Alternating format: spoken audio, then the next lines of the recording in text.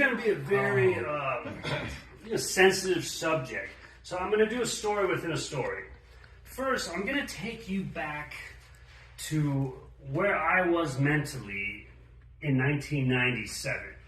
So also you have to keep in mind my background. So I grew up as an Iranian kid in America, kind of cultureless, confused, no religion. My parents were not religious, even though I'd always tell people I'm Muslim, that's how he pronounced it.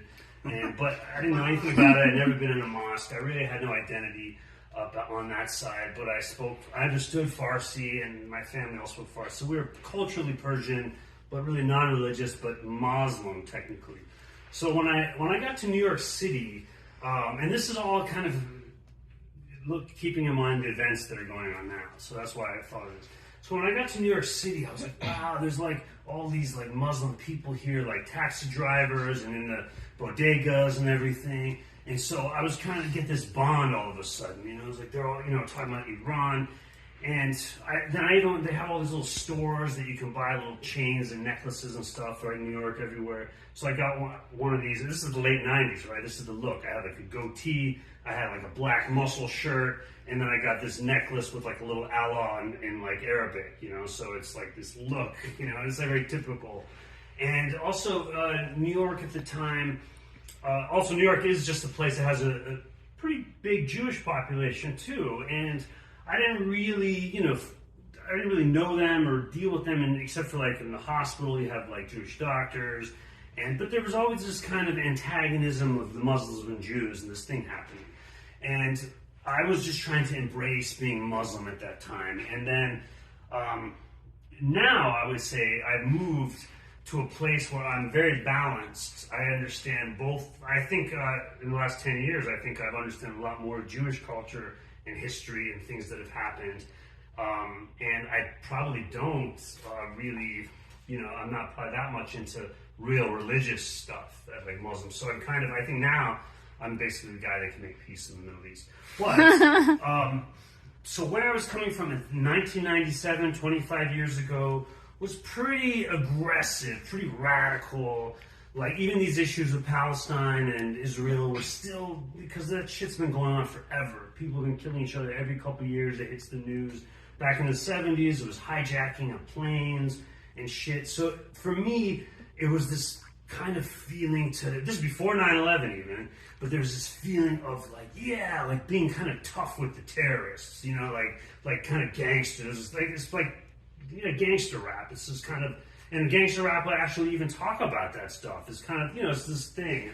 So that's why, so I get to this party. My cousin Tala, she's like a dancer on the side, but she actually, I think she works in the UN now. She married actually a Jewish American guy, and they still live in New York. And we had great open mics and stuff just like we're doing now. At that time, she had a party at her house in Brooklyn, in Park Slope. She lived in Park Slope, and it was really cool. So all the people would come over to her party. It's just they're having a party, then she would take a break in the party, and then people would do like a little performance. Somebody would play a little saxophone, somebody would do a dance. And I read this poem that I'm going to read to you right now. It's very short. It's not even on a page. But it's pretty, like, I'm reading it now, I'm like cringing. Oh, God. I fucking read this shit. But I've given you a big background because to explain, like, why the fuck would you write something like this? Keep in mind, when I read it, there's N-words in here, and her crowd was like some Middle Eastern people, you know, some Muslim people, some Palestinians, 30-40% black crowd, men and women, and people were cheering for me, especially when we got to the N-word parts, as you'll see. And the end lines were very kind of confused about what the fuck was that about. But I kind of explained to them. I said, "This is how I felt growing up," and so this is it. This is called. This piece is called "Four-Eyed Sand Nigga." Real OGs don't stop because we can't stop. Smoother than a breeze in the West Indies. Listen to me while I spit on thee. Back in elementary, mean kids made fun of me, but now look who got fucked. You're putting in work in Mickey D's while I'm making green. from LA to the NYC. This little four-eyed sand I'm not gonna say it now. This little four-eyed sand is on a roll near. Now my mama draws a rose near. So now what you wanna do, fool? And they were going crazy at that part. So you're fucking with me? See what real terrorists can do. Hear the sounds of my bomb go blow. Hezbollah runs this shit now. And they just went crazy. They're like, whoa. And that's it. That's right. Feel a little crazy right now.